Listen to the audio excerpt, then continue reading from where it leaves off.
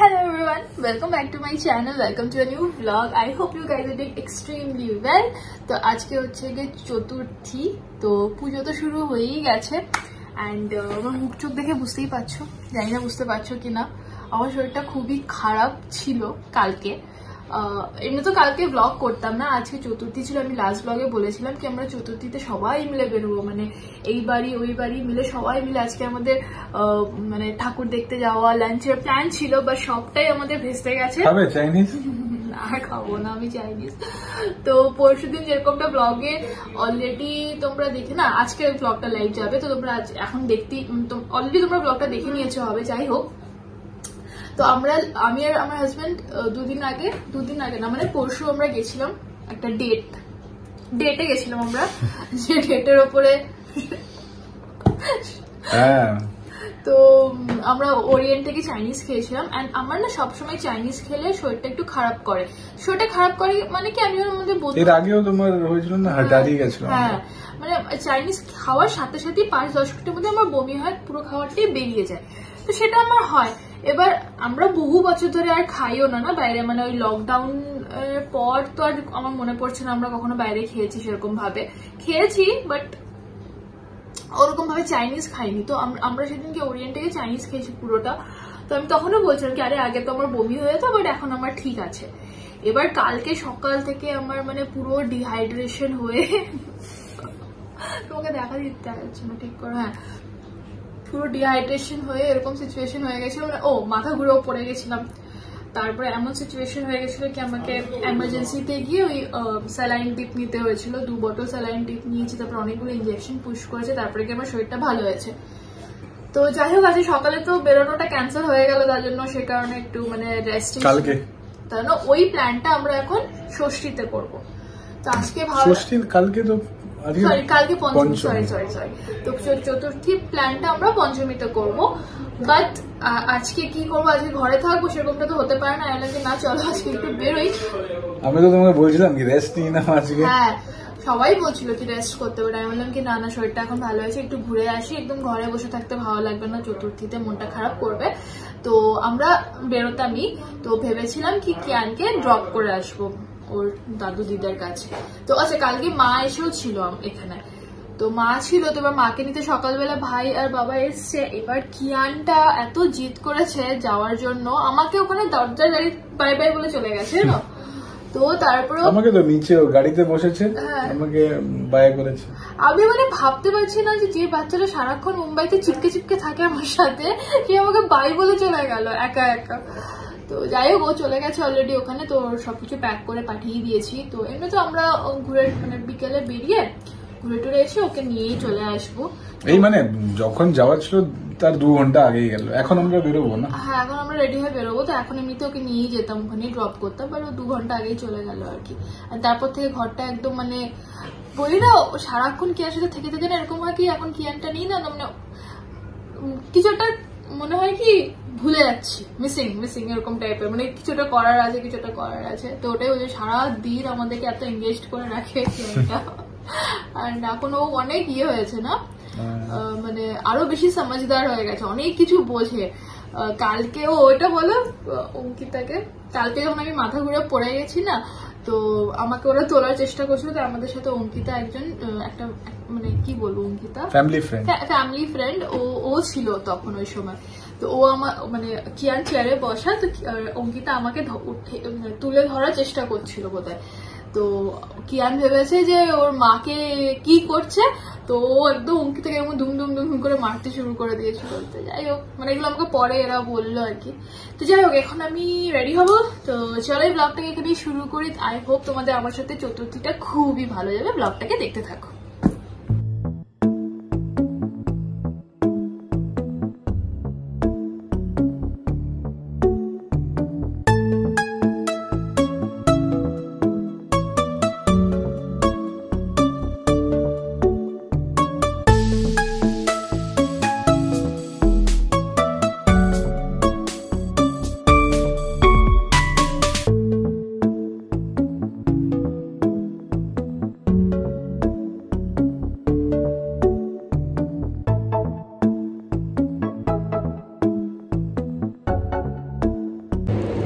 বেরিয়ে পড়েছি চতুর্থী।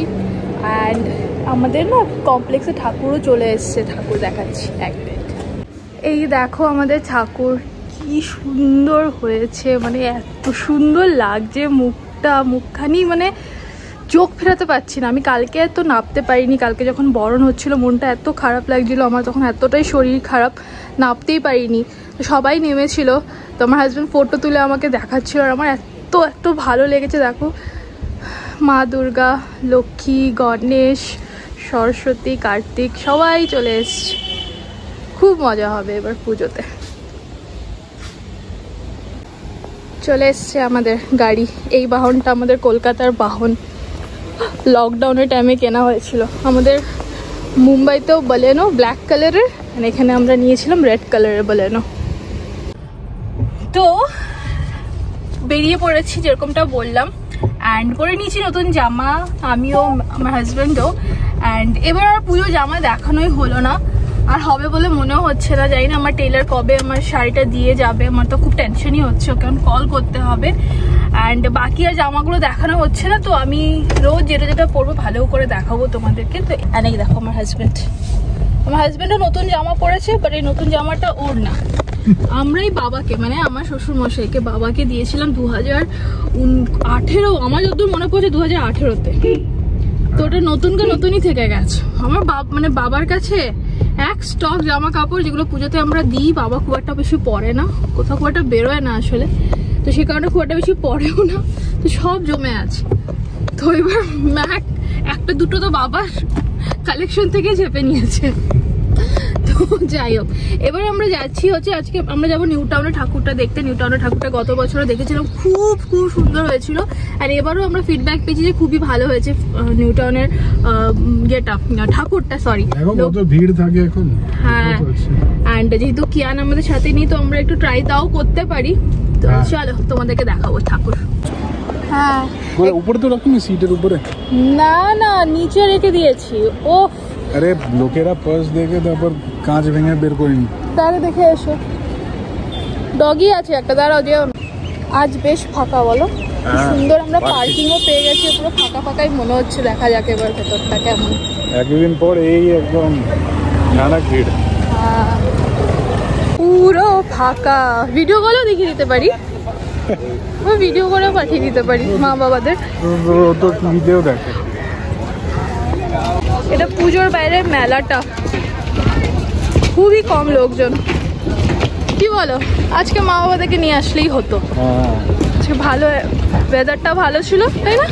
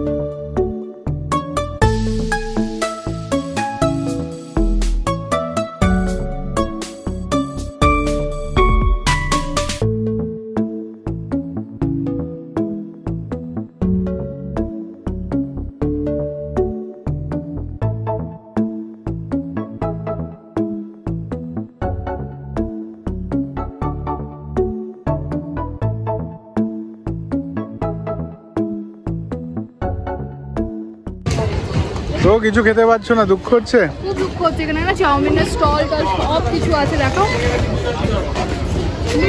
ওই দিকটাতে। কিচ্ছু খেতে পাচ্ছি না, তাই শুধু আইসক্রিম খাচ্ছি। এত দুঃখ হচ্ছে কি বলবো। গতবার আমরা মনে আছে এখানে আইসক্রিম খেয়েছিলাম, আমি অরেঞ্জটাই খেয়েছিলাম, ব্লগেও আছে। আমি খাচ্ছি অরেঞ্জ, আর উনি খাচ্ছেন ম্যাঙ্গো।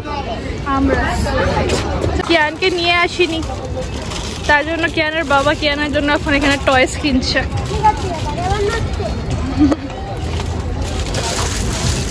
আমি আসছি অন্ধকারে। হ্যাঁ, অন্ধকার নেই। আমরা এখন এসেছি সিরাজে, তো এখান থেকে রোল নিয়ে যাব, এগ রোল আর চিকেন কাঠি রোল মা বাবাদের জন্য।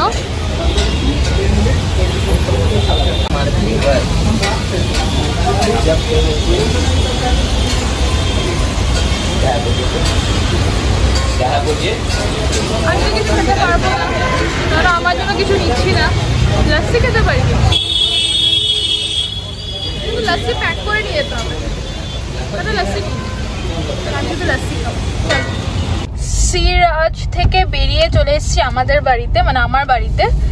কিয়ানকে পিক আপ করবো, তো এসে দেখছি আমাদের কমপ্লেক্সটা দেখো কি সুন্দর লাইট টাইট দিয়ে সাজিয়েছে, খুবই সুন্দর লাগছে। আমি জানি না এখানে ঠাকুর এখনো এসছে কিনা, দেখো লাইটস। আর আমাদের এই পাড়াতে না বাইরের থেকে লোকেরা ঠাকুর দেখতে আসে। আগে তো আরো সুন্দর পুজো হতো, যখন আমরা কলেজে ছিলাম তখন সেই সময় আমরা এখানে পারফরমেন্স করতাম, খুব মজা করতাম এই মাঠে। আমরা সব বন্ধুরা মিলে এখানে বসে একদম গোল আড্ডা চলতো। বাট এখন তো সেসব আর নেই, ঠাকুরও আসেনি এখানে এখনো, বোধহয় আজ রাতে আসবে। তো যাই হোক, এখানে দেখো স্টেজও তৈরি হচ্ছে, হ্যাঁ স্টেজ রিহার্সাল করছে সব বাচ্চারা। চলে এসছি, দেখো এখানে লাইটস গুলো দেখো, আমাদের কমপ্লেক্সের ভেতরেও লাইট ফাইট লাগিয়েছে। তো বাড়ি এসছি রোল নিয়ে। আমরা বেশিক্ষণ বাইরে ঘুরতে পারিনি, কিয়ানের কথা আমার খুব মনে পড়ছিল, কারণ আমরা একটা ঠাকুর দেখেই চলে এসেছি। আসলে কিয়ানটা আজকে এরকম ভাবে চলে গেছে না, আমি তো বুঝিনি। ওকে তো নিচে নামিয়েছিলাম, পাঠিয়েছিলাম কি মা বাবা দেখে সি অফ করবে, নিচে নেমে শুনছি ও ওখানেই যাবে। তো যাই হোক, এখন যাই কিয়ানের কাছে।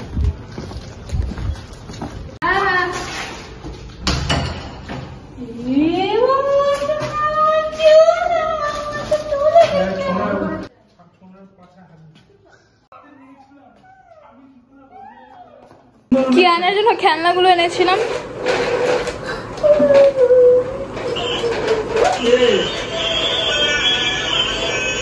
ওটা পছন্দ হয়নি, টু নয়েজি, টু লাউড।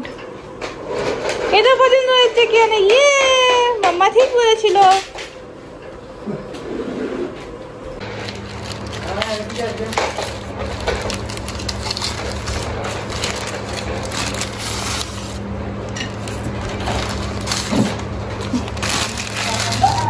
হ্যাঁ ও তো চা খাবে,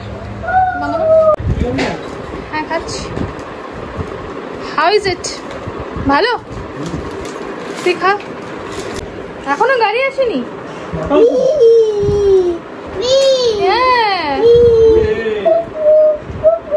হাউ ইজ ইট? সিরাজ থেকে এটা খুব পছন্দ হয়েছে এই গাড়িটা। কিয়ানকে পিক আপ করে নিয়েছি, এবার এখান থেকে যাচ্ছি বাড়ি। বাড়ি গিয়ে ডিনার করতে হবে, প্লাস আমার টেলার আসবে, যে টেলার চলে আসে তাহলে আজকেই চলে আসে, তাহলে আজকেই আমি শাড়ির ভিডিওগুলো বানিয়ে নেওয়ার চেষ্টা করব। তো চলো এবার বাড়ি যাই। ওই যে কিয়ান সবার আগে কেউ দাঁড়িয়ে থাকবে, গাড়িটা আসবে যাওয়ার জন্য। কিয়ান হচ্ছে কি ঘোরনবাজ, বল, যে ঘুরতে বেরোয় তার সাথে ও জেদ করে বেরোনোর। এখন আসার সময় মামা মানে ওর ভাইদের সাথে আসার জন্য জেদ করেছে, এবার যেই আমরা উঠেছি বুঝতে পেরেছি আমরা বেরোবো, তো আমাদের সাথে যাওয়ার জন্য।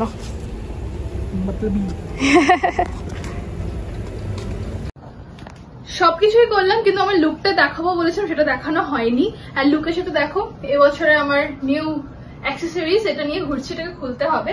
যাই হোক, তো যেরকমটা বলছিলাম, এই কুর্তার সেটটা আমি অ্যামাজন থেকে নিয়েছি। তো এই বটল গ্রিন কালারের, বটল গ্রিন না, এটা ডার্ক গ্রিন কালারের একটা কুর্তার সেট, যেটার মধ্যে পুরোটাই ফ্লোরাল কাজ করা, আমার ভীষণ ভালো লেগেছে। অ্যান্ড দেখো গলায় এরকম জারি ওয়ার্ক করা আছে, সেই কারণে আমার মনে লুকটাকে খুবই মানে সিম্পল থেকে একটা এলিগেন্ট লুকে কনভার্ট করেছে আর কি। এন্ড তার সাথে নর্মাল এরকম ট্রাউজার, স্ট্রেট কাট ট্রাউজার, সেরকম প্লাজো কিছুই না। তো আমার বেশ কমফোর্টেবল লেগেছে, আমি সারাদিন ঘুরে টুরে এসেছি, তো আমার কোনো অসুবিধা হয়নি। পিওর কটনের এটা। আর এটার সাথে আমি পেয়ার আপ করেছি আমার এই মহারানী রিং ইয়ারিং গুলো, যেগুলো নিয়ে অনেকজনই আমাকে বলে আরে কি এটা, কি ফটো ফ্রেম। আমার হাজবেন্ডও মজা করে ইনফ্যাক্ট কি ফটো ফ্রেম পরে ঘুরে বেড়াচ্ছ, এটা আমার খুবই পছন্দের। এটা আমি লকডাউনের টাইমে কিনেছিলাম। আর এটা এতগুলো জামা কাপড়ের সাথে মানে পেয়ার আপ করা যায়, মানে ভীষণই ইউনিভার্সাল একটা ইয়ারিং বলতে পারো। তো এটাই আমি করেছি।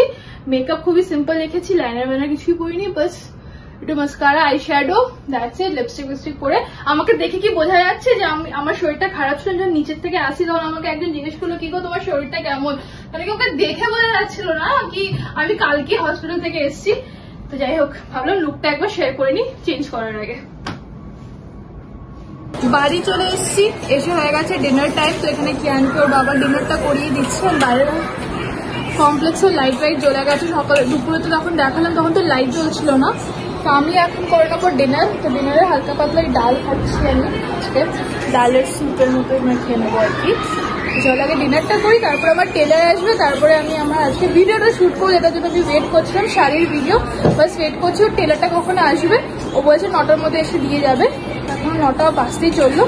চল এখন ডিনারটা করে নিই।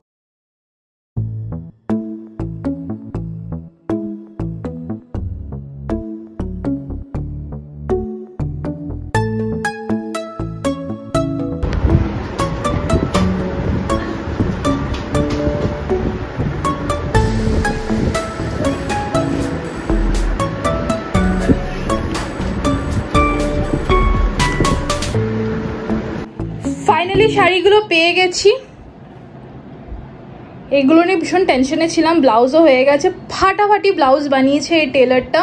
মানে এত দাঁড়াও বলছি, মানে আমার এত ভালো লেগেছে, মানে ফিটিংস গুলো এত দুর্দান্ত করেছে যেরকমটা বলেছিলাম। অ্যান্ড দেখতেই পেয়েছো একটা মহিলা, অ্যান্ড সে বাড়িতে এসে পুরো মেজারমেন্ট নিয়ে বাড়িতে এসে ডেলিভার করে দিয়ে গেছে। এত রিজনেবল প্রাইসে করে দিয়েছে, মানে আমি তো অবাক হয়ে গেলাম। আমি ভালো ভালো ব্লাউজ, ডিজাইনওয়ালা ব্লাউজ বানিয়েছি টেলার্সদের কাছে, প্রচুর দাম নিয়েছে ওরা, 800, 900, 1000 করে নিয়েছে। এখানে 500, 600-তে ভালো ব্লাউজ বানিয়ে দিয়েছে, একদম ফুল প্যাডের যেরকম ব্লাউজগুলো হয় সেগুলো। তো যাই হোক, এখন আমি বসে যাবো ভিডিও বানাতে, তোমাদের সাথে শেয়ার করবো দুর্গাপুজোতে কি কি শাড়ি আমি কিনেছি। এই ভিডিওটা বানাতে আমি এত এক্সাইটেড থাকি, বাট এবার আমার এতটা দেরি হয়ে গেছে। দেখো চতুর্থীর দিন আমি ভিডিওটা বানাচ্ছি, চেষ্টা করবো কি আজকে রাতে ওটাকে এডিট করে আপলোড করে দিই। তোমরা অলরেডি শাড়ির ভিডিওটা এই ভিডিওর আগে তো মোস্ট ডেফিনেটলি দেখে নেবে। তো চলো এই ব্লগটাকে এখানে শেষ করছি। আই হোপ তোমাদের আমার সাথে আজকের দিনটা খুবই ভালো গেছে, চতুর্থীটা ভালো গেছে। যদি ভালো লেগে থাকে তাহলে অবশ্যই চ্যানেলটাকে সাবস্ক্রাইব করো, আর ভিডিওটাকে লাইক, কমেন্ট আর শেয়ার করে দিও। অ্যান্ড সো আবারও দেখা হবে পরের একটা ব্লগে। সো ততদিনের জন্য বাই বাই। পরের কেন, পঞ্চমীর ব্লগেই দেখা হবে। সো ততদিনের জন্য বাই বাই।